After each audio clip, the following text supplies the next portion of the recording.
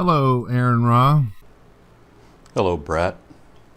I've noticed lately you've been interested in Kent Hovind, as well as Matt Powell.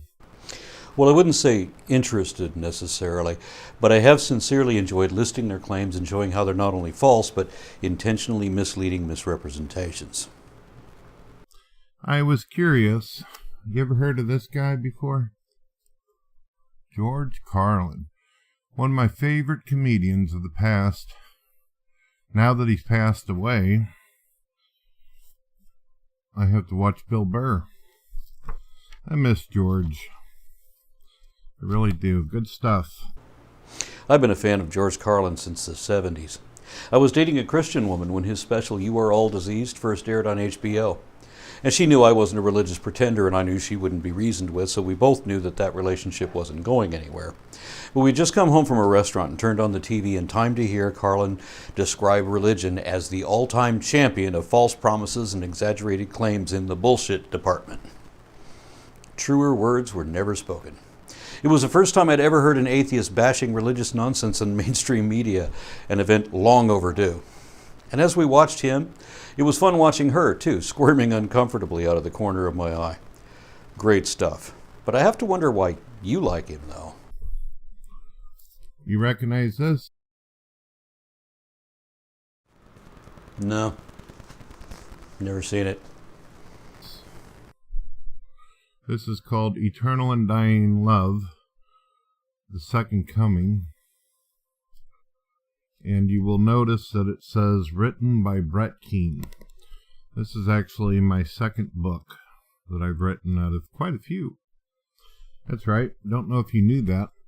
Well, I've got a question for you, Aaron Ra.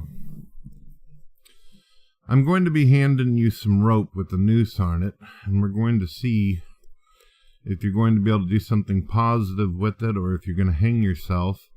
Or the third option, which is what I think that you're probably going to do, which I notice most atheists do, and that's run from me. No one's running from you, Brat, because you don't have anything that might present a threat. And even if you did, we still wouldn't run. We'd engage you to see if you might be right, because there would be some value in that. But that's never been the case with you. With someone like you, it's best to just back away slowly, try not to make direct eye contact, and hope you don't think we're carrying any spare change. Okay. I'm going to ask you one single question. And I want to see what you got for me. You see George Carlin? You see him? You see him? Yes. Yeah. You got any more questions? Because that one was really easy. All right, here's my question. Could have this book come into existence all by itself, without a writer, without an author?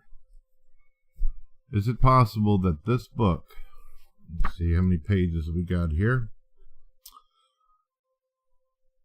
Let me take off my glasses. I've got terrible eyes, Raw. Larry? My name was never Larry. You're getting your information from an uneducated idiot and a convicted fraud. Not the best source of information, especially since most of what he says has been proven wrong, and he will not correct any of that because he's also a pathological liar. So if you want to know what my name is, maybe you should ask me instead of a known criminal and con man on the losing end of an argument against me. 269 pages in this book. Could have 269 pages of this book written itself? Just this book. Is that even possible? How many years do you think that you would need in order for nature to create these images, this information, the page numbers, all by itself? And also, do you believe that the book has a purpose and a function? Do you believe that it has an objective, absolute purpose and function to it?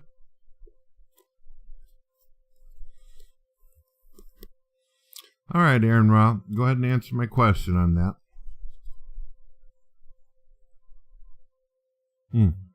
Damn fine stuff. See you later, Larry. God bless. You should know that a blessing is the opposite of a curse in that they are both either positive or negative versions of magical enchantments. So whenever you tell someone to have a blessed day, you are literally telling them to have a magically enchanted day. But that's what we hear whenever you say that. If that sounds silly to you, imagine how much sillier it sounds to rational people who don't make believe in fairy tales like you do. I know that you call me Larry just out of disrespect, but I don't respect you either, especially after you called me a liar for saying that cosmologists now say the universe had no beginning, in the same video where I actually showed a cosmologist saying that the universe doesn't have a beginning. It does not come into existence at a moment in time. So I'm obviously not the liar here. You are for falsely accusing me and breaching your own 9th commandment. But that's the one creationists ignore the most, isn't it? If you want to engage in childish name-calling, you should consider, and I will help you understand, the reason why mature adults don't act like that. Because your hypocrisy leaves you so prone to error, I think you're as useless as a discarded foreskin. And there's a couple of words to describe one of those. I can't decide whether to call you schmuck or putz. So from now on, your name is Schmuckerputz. Now, don't you wish that you just called me by my name? Then you might have been able to engage in a proper conversation, just like thinking people get to have. So, Mr. Schmuckerputz, let me answer your one single 4 actual questions in a couple of different ways. First of all, we know that books are just words. With various methods of recording or with dictation software, we can now literally speak a book into being. Now, whether a book or anything else has a function is determined by whether it functions. And books are intelligently designed, well, usually, and most things that are intelligently designed may have an intended function. Other things may function, but not according to any predetermined intent, perhaps due to incidental design rather than deliberate design. While this isn't necessarily true of all books, the particular book you're talking about does not have an absolute objective purpose.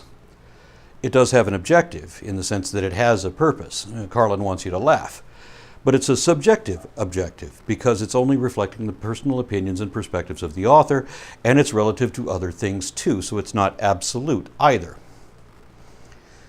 Of course, that's not the question you wanted to ask. Your question stems from the logical fallacies of arguments from ignorance and incredulity, so allow me to illustrate. This is Bowie. And we named him back when David Bowie was still alive because he's cute and blonde and one eye is a different color than the other. This is our diamond dog and our goblin king. And he's going to help me answer your questions with a few other questions that will illustrate the fallacy of your misunderstanding. Could this dog have come into being all by itself without an author? Is that even possible? We know that books are words arranged by people, but that the uttering of words doesn't cause material things to poof out of nothing.